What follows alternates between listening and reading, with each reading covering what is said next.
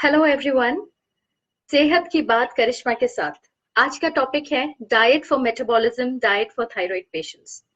आज के दौर में diet one of the most important popular term हो गया है। हेल्थ एंड फिटनेस का डायरेक्ट रिलेशन हमारे डाइट के साथ है। हर कोई हमेशा अच्छे डाइट टिप्स की तलाश में रहता है ताकि वो ज्यादा हेल्दी लाइफस्टाइल जी सके। आजकल बहुत सारे लोग हेल्दी मेटाबॉलिज्म की भी बात करते हैं और साथ ही साथ बहुत सारे लोग थायराइड से भी काफी परेशान रहते हैं। हेलो, मैं हूं सना खान। इन्हीं सब बातों पर डिस्कशन करने के लिए हमारे साथ हर फ्राइडे की तरह आज भी मौजूद है करिश्मा शाह, जो कि एक हेल्थ एंड फिटनेस कोच और वेट लॉस एक्सपर्ट है। Hi Karishma, welcome to the show. Hi Sana, thank you. Okay Karishma, हमारे डाइट हाइपोथायरॉयडिज्म को कैसे अफेक्ट करता है? um, so firstly, बहुत ज्यादा वक्त लगता है किसी को फाइंड आउट करने के लिए कि उनको एक्चुअली थायराइड का प्रॉब्लम है। बहुत राइट। सारे केसेस में मैंने देखा है कि अगर हमारे पास भी अगर कोई क्लाइंट आ रहा है तो वो ये सोच के नहीं आते कि मुझे हाइपोथायराइड है, वो एक्चुअली सिम्टम्स लेके आते हैं कि मुझे ये हो रहा है, ये हो रहा है, ये हो रहा है, और फिर हम फाइनली इन्वेस्टिगेट करते हैं और पता चलता है कि ओ, इनको थायराइड का प्रॉब्लम है and they might have an issue where they are hypothyroid, you know. Okay. So firstly तो एक चीज बताना बहुत जरूरी है कि अगर आपकी मेटाबॉलिज्म रेट में प्रॉब्लम है, अगर आपको वेट लॉस करने में प्रॉब्लम हो रहा है, अगर आपको दूसरे सिम्टम्स है जैसे कि जॉइंट एक्स, आप आगे जब बात करेंगे तो we'll talk about all the other kind of symptoms also. तो अगर ये सब सिम्टम्स आपको फील हो रहे हैं तो प्लीज थायराइड का टेस्ट कराइए या जाके किसी न्यूट्रिशनिस्ट, डाइटिशियन या डॉक्टर से मिलिए so that they can help you with all these things. And hypothyroidism is basically where our thyroid gland cannot produce enough thyroid, the hormone thyroid for the utilization in our body. So what happens is there is a second kind of hormone that the body then produces, which is called TSH. That is the substitute hormone that the body starts giving out. And जब किसी का TSH level बढ़ जाता है, उसके value points ज्यादा आ जाते हैं, तब हमें रियलाइज होता है कि this particular person is a patient of hypothyroid. Okay. Karishma, hypothyroidism को अवॉइड करने के लिए कौन से फूड आइटम्स को अपने डाइट में शामिल नहीं करना चाहिए? So सबसे पहली बात फूड आइटम्स की अगर हम बात कर रहे हैं तो one thing I would like to say that 80 to 90% of hypothyroid patients that I have seen and I have attended to, they all have some form or the other of nutrient deficiencies. Okay. तो सबसे पहली बात तो वो वैसे भी अच्छा खाना खा ही नहीं रहे हैं, बहुत ज्यादा वक्त से, जैसे कि बहुत सारे साल हो गए होंगे where they not taking care of themselves. वो पहले से डिपॉजिट हो चुका है सब। ओके। यस, वो एक्सरसाइज नहीं करते हैं, उनका डाइट बहुत ही ज्यादा खराब है, न्यूट्रिशन डेफिशिएंसीज बहुत सारी है उनमें, and after that they are eating foods which are not suiting them, right. which is causing inflammation in the body, which is causing more antibodies in the body, and then it is finally leading to their thyroid hormone now giving up. वो थक चुका है अभी, and अब वो बोलेगा कि अब मेरे काम नहीं हो रहा है क्योंकि आप ध्यान ही नहीं रख रहे हो बॉडी का या अपने आप का। राइट। तो that is one of the first symptoms कि अगर हम ऐसा खाना खा रहे हैं जो हमारे बॉडी को नहीं सूट हो रहा है, और दूसरी बात कि अगर हम खाना जो हमें चाहिए, बॉडी को जो चाहिए, और अगर हम वो नहीं खा रहे, न्यूट्रिएंट रिच फूड नहीं खा रहे हैं, then there are very high chances of our thyroid hormone not working in the right way. And उसमें से I'll just say a few things कि of course, without one thing that goes without saying is a lot of drinking, lot of smoking, lot of stress. All this is going to be affecting your thyroid hormone more than food actually. Or one thing that I would like to tell you, Sana, is that a lot of people think कि thyroid, hypothyroidism का problem अगर है तो हमारे thyroid gland का problem है, gland का problem है। It's in our throat and वो बराबर नहीं काम कर रहा है। हाँ हाँ।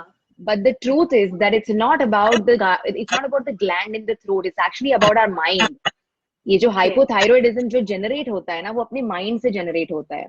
So if you are somebody who is very stressed in life, if you have gone through something which has created more stress in your life, जैसे कि for example अगर आपकी फैमिली में, अगर आपके लाइफ में कोई बड़ा इंसिडेंट हुआ है जहाँ कोई एक्सपायर हो गया है, और there has been post traumatic disorder in your life, you know. Right. आपने environment change कर लिया है आपका और आपको वो नहीं अच्छा लग रहा है अभी, नहीं अच्छा लग रहा है, नहीं सूट कर रहे हैं.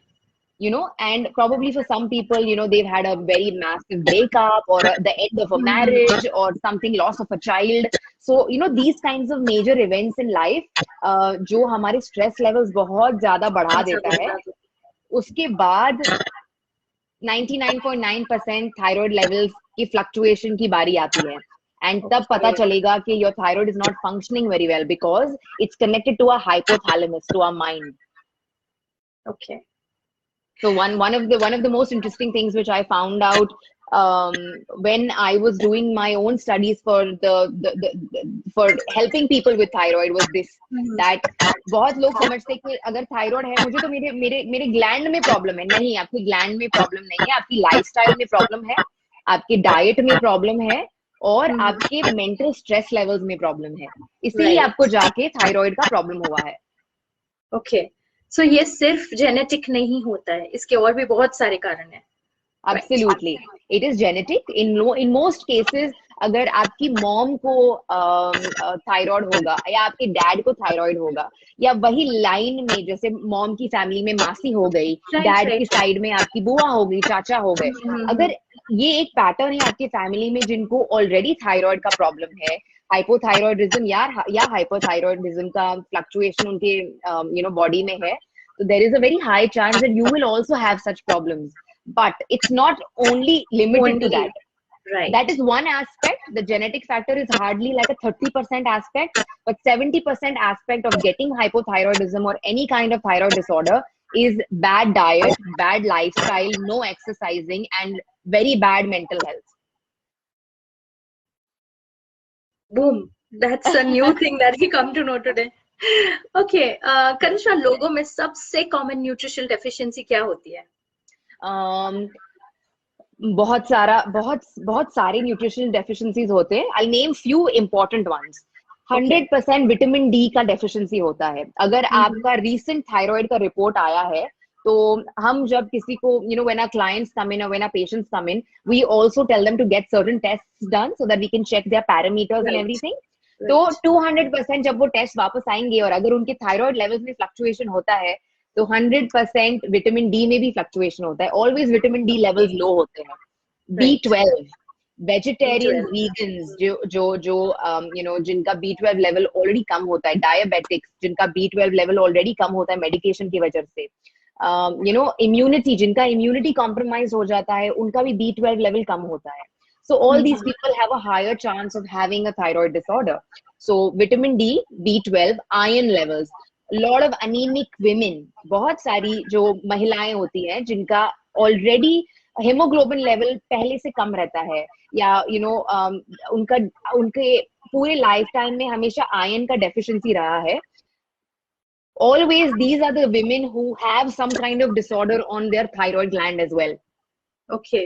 So vitamin D, B12, iron levels, vitamin C levels, and another interesting thing is that हम नोटिस करेंगे कि अगर हमारे पास कोई आया है जिसका थायराइड रिपोर्ट आया है, you'll always notice that these people have some or the other form of inflammation in their body. Infection होता है उनके बॉडी में, you know. Okay. तो उनके CRP levels हाई होंगे, एंटीबॉडी लेवल्स हाई होंगे, इम्यूनिटी कम होगी. तो ये जो सारी डेफिशिएंसीज की मैंने बात की है, ये बहुत कॉमन होती है जब कोई भी आता है बोल के कि हमको थायराइड का प्रॉब्लम है. करिश्मा, क्या हेल्दी वेट मेंटेन करने में हमारे जेनेटिक्स का कोई रोल है? I'll tell you how genetics का रोल है. So one thing is we always put this blame on मेरे तो जीन्स में है, जीन्स में ही है सब कुछ. ये सबको मेरे जीन्स में है कि सबको डायबिटीज है, या मेरे जीन्स में है कि यू नो सबको थायराइड का प्रॉब्लम है. बट अगर हम जाके सना उनका डाइट देखेंगे ना जो वो घर पे खाते हैं, तो वील रियलाइज के पूरा घर ही वही खाना खा रहा है और वो खाना रॉन्ग खा रहे हैं लोग. Right. 15 years of age, 18 years of age जब किसी की होती है, तब तक घर में जो पेरेंट्स बनाते हैं, जो पेरेंट्स न्यूट्रिशन देते हैं, that is what the child consumes actually. So at least till 15 years of age, 18 years of age, we are eating what is made as a family in the house. ये 18 साल की उम्र के बाद होता है जो anybody will probably start studying somewhere else or start moving out somewhere else or starting something or the other where they will have charge of their of selecting what they're going to be eating every day. Right. So if you see कि जो families अच्छा nutritious खाना नहीं खाती है, बहुत ज्यादा junk food उनके house में allowed होता है, बहुत ज्यादा variety of खाना खाते रहते हैं पूरा time, simple खाना उन्हें पसंद नहीं आता है, तो you will go to see ये families है जिनमें सबसे ज्यादा आपको diabetics मिलेंगे, जिसमें सबसे ज्यादा आपको genetic problems मिलेंगी. So we always blame these things on genetics and I think it is wrong. I think genetics only has a 20% chance of staying somewhere. But if you are somebody, जैसे कि मैं आपको मेरा example दूंगी, मेरे family में जब मैं छोटी थी तो मेरे ग्रैंड पेरेंट्स को डायबिटीज था and while growing up I saw my father also having diabetes, my aunt also having diabetes and I realised कि बहुत बहुत यंग एज में मैं ये रियलाइज कर चुका था मैंने कि I will never make my lifestyle so bad that I will also end up getting diabetes because I have a genetic factor over here. Right, right. So मैं बहुत young age पे obviously I was studying nutrition, so that was an added bonus.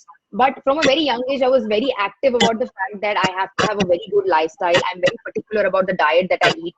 I take a lot of care of myself, So I was very aware कि अगर मेरे family में ये patterns हैं, मुझे नहीं होना चाहिए ये. Right. तो जेनेटिक्स के ऊपर चीजें छोड़ना बहुत गलत बात है. अगर आपको पता है कि फैमिली में हेल्थ इश्यूज है तो उसको अच्छी तरीके से ले, awareness create awareness, make sure कि आप अपना लाइफस्टाइल चेंज करें ताकि आपको वो सब ना चीजें होए जो आपके पेरेंट्स को है ऑलरेडी, आपके ग्रैंड पेरेंट्स को है already. True. So it's very easy to have a healthy lifestyle. You yourself know how to take care of yourself. So there is a way, but you stop मतलब हर बात में से वो बात निकालना अब लोगों को बंद कर देना चाहिए कि सिर्फ जेनेटिक प्रॉब्लम है, so it's helpless. So nothing is helpless. You can only help yourself. Absolutely. Right. So Karishma, metabolism maintain करने के लिए कौन से एक्सरसाइज हेल्पफुल रहते हैं?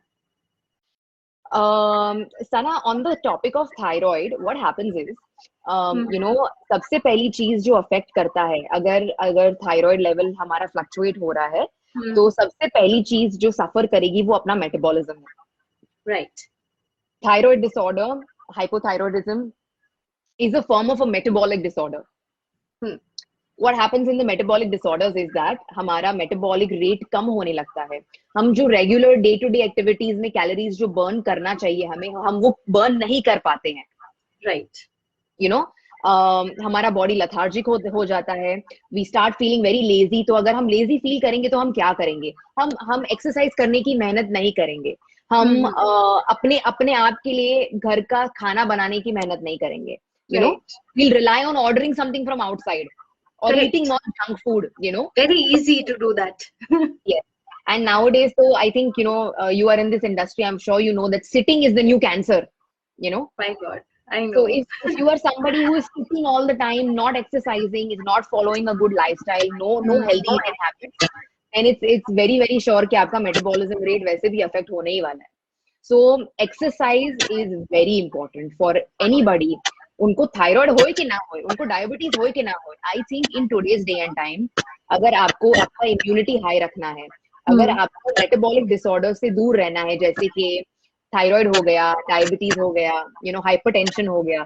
So Sana, so many young people, so many clients I get, young boys and girls who suffer from hypertension now, उनका blood pressure level इतना high रहता है.